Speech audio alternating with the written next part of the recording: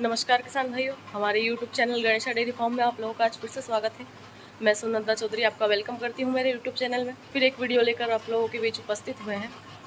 आज की जो वीडियो है, कोई भी डेयरी फार्म चला रहा है या नया स्टार्ट करना चाहता है, तो जब वो स्टार्ट कर रहा है, यदि वो पहले से चला रहा है तो उसे बड़ा करना चाहता है, जैसे 5 से 10 गाय है उसके पास और वो इसे और बढ़ाना चाहता है, या फिर पास जो है लागत अच्छी है और अच्छी लागत से वो स्टार्ट करना चाहता है, तो जैसे 20 गायों से वो स्टार्ट करना चाहता है, तो उसमें आपको कितनी इनकम होगी और कितना खर्चा होगा, इस बारे में आप लोगों को बताएंगे। और एक भाई साहब का कमेंट कुछ इस प्रकार से भी था कि कृपया करके आप ये भी बताइए कि डेयरी फार्म में जो सभी लोग बताते हैं कि प्रॉफिट होता है, तो क्या रियल में प्रॉफिट ही होता है, लॉस नहीं होता? तो इन सारी चीज़ों के बारे में भी आप लोगों को आज इस वीडियो में हम बताएंगे।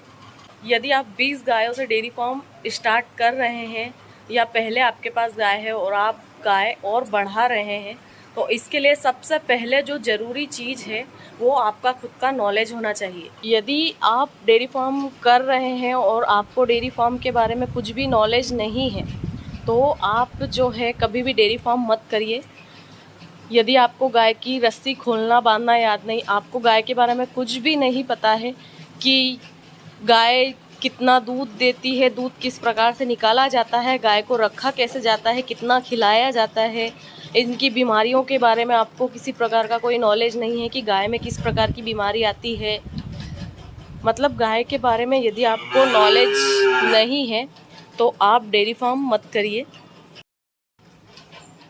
बस केवल वीडियो देखकर और जो आजकल यूट्यूब पे चल ही रहा है कि डेयरी फार्म से इतनी इनकम और ये सारी चीज़ें देखकर कुछ लोग ऐसे होते हैं कि हम भी यही काम करेंगे, जैसे भले ही उन्हें कुछ भी काम याद नहीं है, पर बस हम लेबर रख लेंगे और हम डेयरी फार्म स्टार्ट कर लेंगे, तो आपका डेयरी फार्म जो है वो लॉस में चला जाएगा, कभी भी आपको फ़ायदा नहीं मिलेगा। क्योंकि जब तक डेयरी फार्म में आप खुद 100% काम नहीं करेंगे, तब आपका जो डेयरी फार्म है वो कभी भी फ़ायदे में नहीं रहेगा। जैसे जैसे आप एनिमल्स बढ़ाएं, जब तक आपके पास कम एनिमल्स है, उस समय आप खुद ही जितना हो सके आप डेयरी फार्म में खुद काम करिए, खुद ही मैनेजमेंट अबेरिए। और जैसे यदि आपके पास जब आप 10 से 20 एनिमल्स कर लेते हैं, तब आप एक लेबर रख सकते हैं, और लेबर भी सिर्फ 20% इन्वॉल्व होना चाहिए इसके अंदर, बाकी 80% आपको इसमें इन्वॉल्व रहना पड़ेगा। ऐसा नहीं है कि आपने लेबर रख लिया और आप फिर खुद बस 20% उसमें इन्वॉल्व हो रहे हैं और 80% पूरा लेबर पे छोड़ रहे हैं। यदि इस प्रकार से भी कर रहे हैं तो भी आपका डेयरी फार्म जो है लॉस में जाएगा। उसके बाद बात करते हैं कि जैसे 20 गाय हमें रखनी है, तो 20 गाय का खर्चा कितना होगा। पहले तो आप ये जानिए कि जो आपको 20 गाय रखनी है वो अपने फार्म पर कैसी 20 गाय रखनी है। जैसे पूरी 20 गाय जो है आप दूध देती हुई ना खरीदें। सबसे पहली बात, गाय क्रॉस ब्रीड खरीदिए। क्रॉस ब्रीड भी ऐसी होनी चाहिए कि कम से कम 20 से 25 लीटर पर डे का उसके पास मिल्क होना ज़रूरी है, तभी आपका जो डेयरी फार्म है वो प्रॉफिट में जाएगा।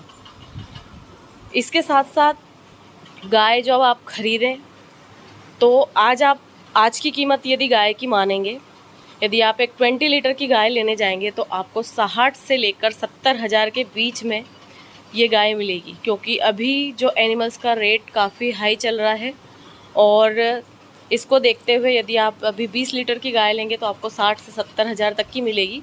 और उसके बाद 10 गाय जो है आपको दूध देती हुई, और कुछ जैसे बिल्कुल जन्ने के किनारे होती है, जैसा कि मान लीजिए 10 दिन 20 दिन कच्ची, उसमें ऐसी कुछ 10 गायों में 5 दूध देती हुई और 5 जो है थोड़ी 8-10 दिन 20 दिन की कच्ची खरीदिए, तो 10 गाय तो इस प्रकार की हो गई। उसके बाद जो बची हुई 10 गाय है वो आपको, उसमें से 5 गाय जो है प्रेग्नेंट भी हो, जो 3 महीने 4 महीने 5 महीने की प्रेग्नेंट भी हो और साथ में दूध भी दे रही हो, और इसके साथ साथ जो बची हुई आपकी गाय है वो आपको फर्स्ट टाइमर जो हिफर्स होती हैं, प्रेग्नेंट हिफर्स, वो ख़रीदनी चाहिए।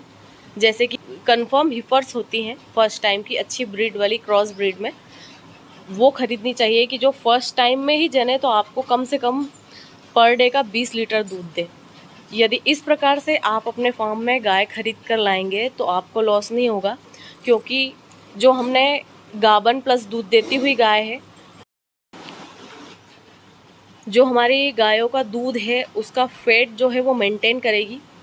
और जो हम जनने वाली गाय लाए हैं वो हमारे दूध को लेवल रखेगी। मतलब जैसे कि हमेशा डेयरी फार्म में दूध एक जैसा नहीं रहेगा। जैसे मान लीजिए आप एक 20 लीटर पर डे की गाय लाते हैं तो वो हमेशा 20 लीटर ही दूध नहीं देगी, जैसे थोड़े दिनों बाद फिर उसका दूध घटेगा। अब इसी प्रकार से हम एक जैसी गाय सारी एक जैसी खरीद लाएंगे, तुरंत जनी हुई, तो सबका दूध जब एक समय में तो आपके पास बहुत ज़्यादा दूध होगा, पर एक समय ऐसा आएगा कि आपके फार्म पर दूध कम हो जाएगा। और जब आपके फार्म पर दूध कम होगा तब आपको खिलाना तो पशुओं को उतना ही पड़ेगा, इनफैक्ट डबल भी खिलाना पड़ता है, क्योंकि जब प्रेग्नेंट गाय होती है तो आपको दुगनी खिलाई करनी होती है, तो उस समय आपको फिर लॉस होने लगेगा। पर जब हम इस प्रकार के पशु हमारे डेयरी फार्म में रखेंगे तो जो है हमारा दूध का मेंटेनेंस चलता रहेगा।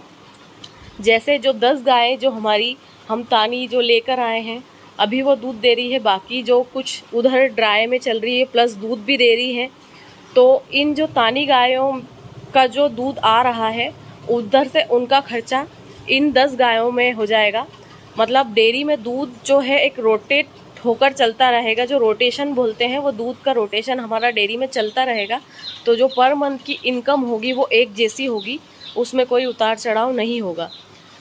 और इसके साथ साथ जैसे ही जो आप फर्स्ट टाइमर हीफर लाए हैं, जब वो आपकी हीफर्स जनेंगी उस समय में जो आपकी पहले की 10 गाय हैं उनमें से कुछ गाय आपकी प्रेग्नेंट हो जाएंगी, उनका दूध कम हो जाएगा, तो इधर से जो आपकी प्रेग्नेंट हीफर्स थी वो जनेंगी, तो फिर आपका दूध जो है बैलेंस हो जाएगा।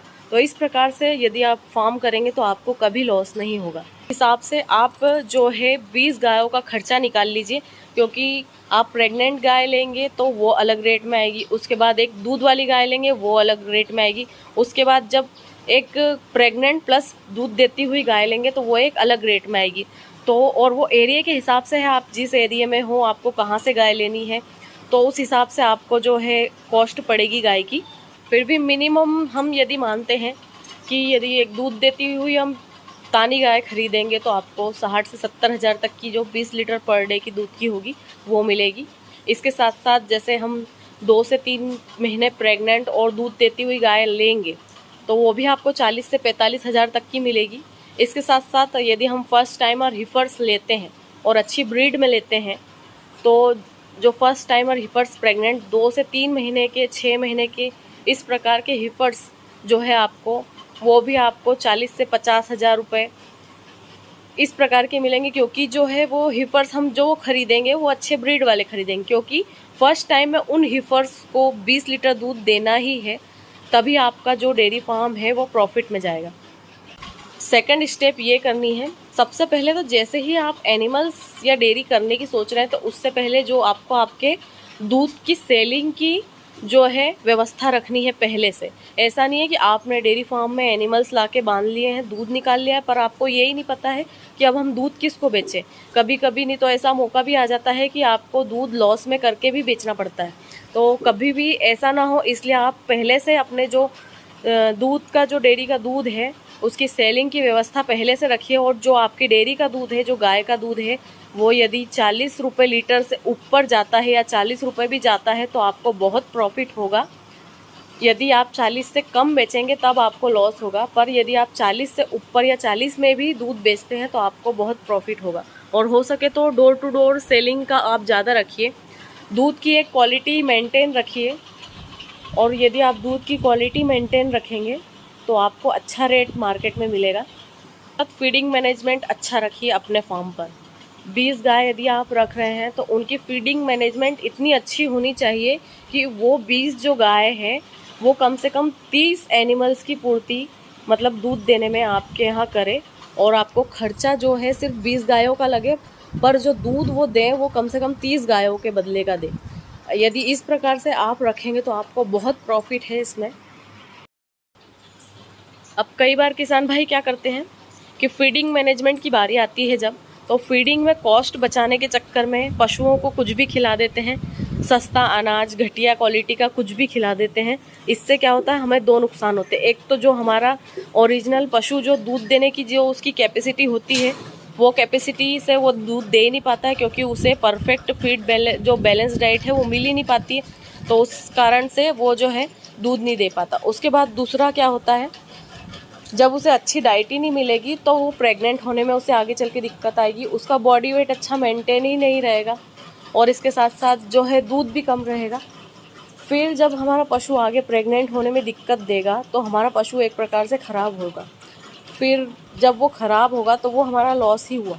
तो इस वजह से आप जो है फीड भले कितनी भी महंगी हो, पर आप अच्छी फीड खिलाइए, और अच्छी फीड खिलाएंगे तो आपको हमेशा प्रॉफिट होगा। इसके साथ साथ अपने पशुओं को मिनरल्स, कैल्शियम, इनमें खर्चा आएगा, पर ये चीज़ें आपको ज़रूर से खिलानी है, क्योंकि यदि आप ये चीज़ें उन्हें परफेक्ट खिलाते हैं तो कभी भी आपके फार्म पर बीमारियां नहीं आएंगी, और बीमारियां नहीं आएंगी तो ये जो बीमारियों का खर्चा, मेडिसिन दूसरी जैसे डॉक्टरों का खर्चा, मेडिसिन का खर्चा, उसके बाद पशु बीमार हुआ तो उतने दिन का दूध खत्म हो जाता है, तो उन सब चीज़ों में लॉस चला जाता है।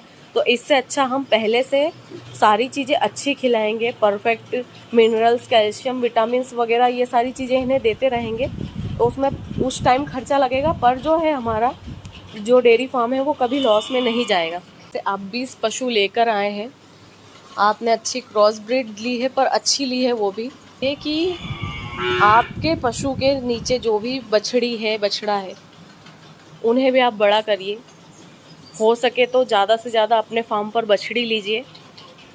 बछड़ी यदि आप जितनी लेंगे और बछड़ी घर की तैयार करेंगे, तो जैसे यदि आपके पास 20 पशु हैं और 20 पशु में से आप मान लीजिए 8 से 10 बछड़ियाँ ले लेते हैं, और 8 से 10 बछड़ियों को आप साल में बड़ा कर लेते हैं, मतलब मान लीजिए 12 से 15 महीने में आपकी बछड़ी बड़ी हो जाती है। उन पर खर्चा तो लगेगा, पर आपके घर की जो है एक ब्रीड भी तैयार हो जाएगी। ब्रीड तैयार होने के साथ साथ वो ब्रीड ऐसी होगी कि कभी बीमार भी नहीं पड़ेगी, मतलब यहाँ की हवा, पानी, वातावरण सारा उसे सूट करा हुआ होगा। उसके बाद दूध देने में जो आपके पास ब्रीड है, आप जो पहले गाय लाए हैं उससे ज़्यादा दूध देने वाली गाय आप खुद घर पर तैयार कर लेंगे। तो जैसे जो आपने बछड़ी तैयार कर ली वो आप खुद रख लीजिए, तो आपके एक प्लस पॉइंट तो ये हो गया कि आपने एक नई जो है नई गाय तैयार कर ली है, मतलब आप रख लीजिए।